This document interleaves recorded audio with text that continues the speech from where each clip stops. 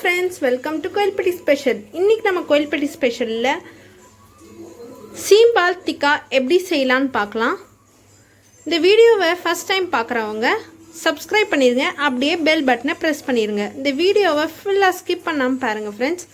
வாங்க ஃப்ரெண்ட்ஸ், வீடியோக்குள்ளே போகலாம். நம்ம ஒரு எண்ணெயில் பொரிச்சு எடுத்துக்கலாம். பன்னீர் எண்ணெயில் மாதிரி எல்லாத்தையும் சீம்பால் பன்னீர் வந்து சீம்பாலை வாங்கி அப்படியே குக்கரில் வச்சு ஸ்டீம் பண்ணி எடுத்துக்கோங்க. ஒரு விசிலுக்கு பார்த்தீங்கன்னா கியூபாக வரும், அதை அப்படியே போட்டுருங்க. 1 டேபிள் ஸ்பூன் பட்டர் போட்டால் இருக்கணும் கிடையாது. 2வது பாலாக இருந்தால் சீம்பால் 2வது பாலாக இருந்தால் அது கொஞ்சம் கரையை தான் செய்யும். 2 பல்லாரி வெங்காயம்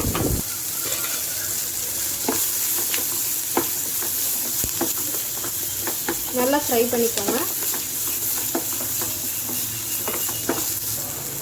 கொஞ்சமாக உப்பு சேர்த்துக்கோங்க.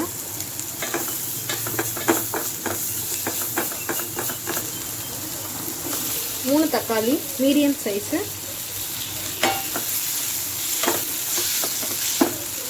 நல்லா பழுத்த தக்காளியாக எடுத்துக்கோங்க, அப்போ தான் நம்மளுக்கு டேஸ்ட்டாக இருக்கும். தக்காளியும் நம்மளுக்கு நல்லா 2 பச்சை மிளகாய் சேர்த்துக்கோங்க.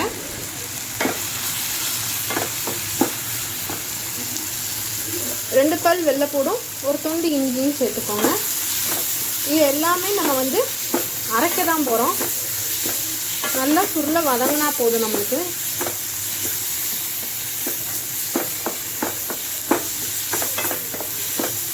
சீம்பால் வந்து நம்ம உடம்புக்கு நல்லது. இனிப்பு வந்து பிள்ளைங்க சாப்பிட மாட்டாங்க, அதனால நம்ம வந்து இந்த மாதிரி கிரேவி மாதிரி செஞ்சு கொடுத்தோம்னா சப்பாத்திக்கு வச்சு சாப்பிட்டுக்கலாம். சப்பாத்தி, தோசை, ரைஸ்க்கும் ரொம்ப நல்லாயிருக்கும். இப்போ நம்மளுக்கு இது ரெடி ஆயிடுச்சு. இதை இப்போ நம்ம நல்லா ஆற விட்டு அரைச்சி எடுத்துக்கலாம்.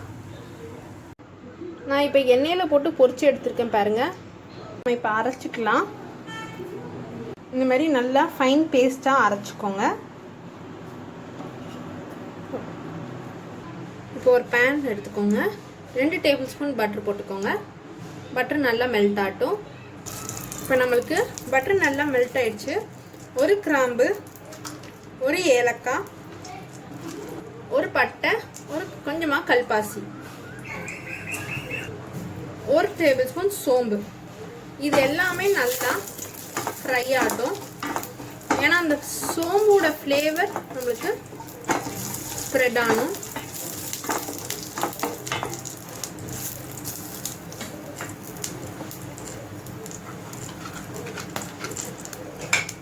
நல்லா இது வதங்கிருச்சு. இப்போ நம்ம அரைச்சி வச்சுருக்க பேஸ்ட்டை சேர்த்துக்கலாம். இப்போ நல்லா வதக்கிக்கோங்க.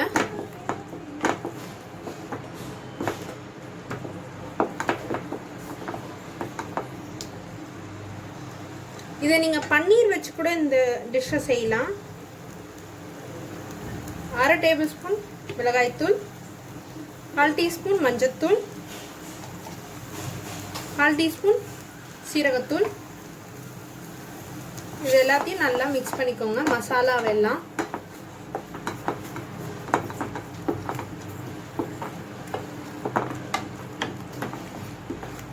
சீம்பால்ல நிறைய டிஷ்ஷஸ் இருக்கு. ஸ்வீட்டும் நிறையா இருக்கு, காரமும் நிறையா இருக்கு. காரம் நம்ம சப்பாத்திக்கு வச்சு சாப்பிட்ற மாதிரி தான் இருக்கும்.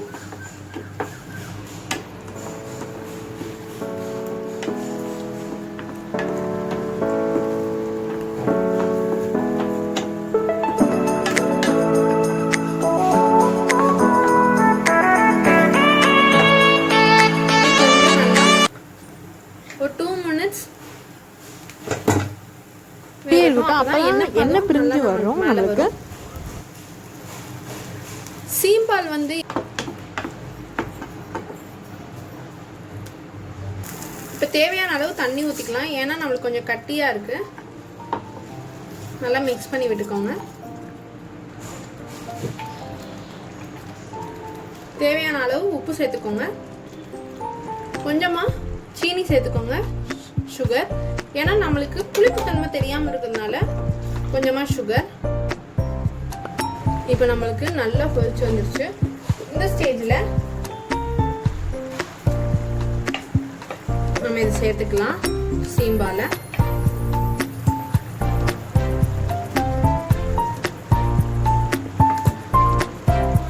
இப்போ இதை நல்லா மிக்ஸ் பண்ணி விட்டுக்கோங்க.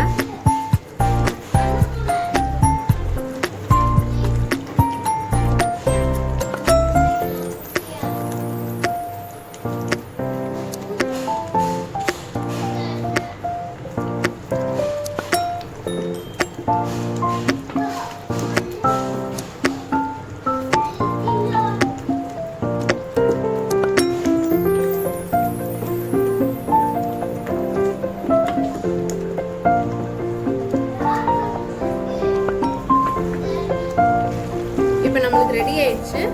லாஸ்ட் ஆஃப் ஃபினிஷிங் கொஞ்சோண்டு கஸ்தூரி மேத்தியை க்ரஷ் பண்ணி விட்டுக்கோங்க. இது வந்து எல்லா டிபார்ட்மெண்ட் ஸ்டோர்லையும் கிடைக்கும்.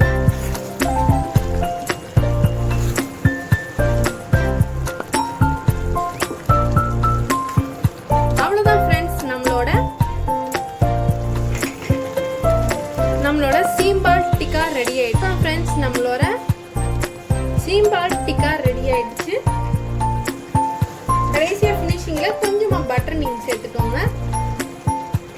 இது உங்களுக்கு பிடிச்சிருக்கும்னு நினைக்கிறேன். உங்களுக்கு பிடிச்சிருந்தா உங்க ஃப்ரெண்ட்ஸ் ரிலேட்டிவ்ஸ் எல்லாத்துக்கும் ஷேர் பண்ணுங்க. சப்ஸ்கிரைப் பண்ணாதவங்க சப்ஸ்கிரைப் பண்ணிருங்க. கீப் வாட்சிங் கோயில்பட்டி ஸ்பெஷல். தேங்க்யூ.